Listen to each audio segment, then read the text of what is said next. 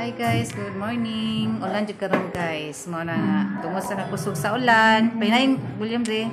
Tungod sa kakusog sa ulan guys, suspended jud ang klase for the safety sa mga bata guys. Private o public walay klase karon guys. Diri sa Jimenez, Misamis Occidental. Ayun, kini akong baby.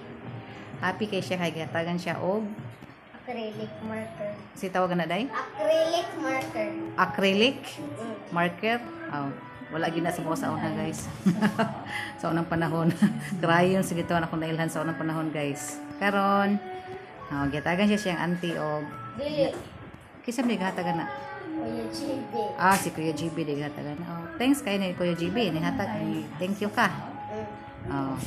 Muna siya guys. Happy kay kong baby. Hilin mo siya drawing guys. Di ba nagid ang nahatag niya ba? Lahi pa to isa din no? Marker. Marker. Oh, ang pingin na siya kay madala ni mo na hangtod college. Joke. Mga hurot na po na no.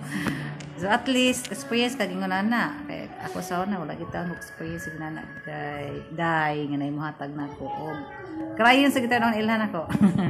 So at least grateful gyud punta kay at least na crayons no. Kasi wala jud.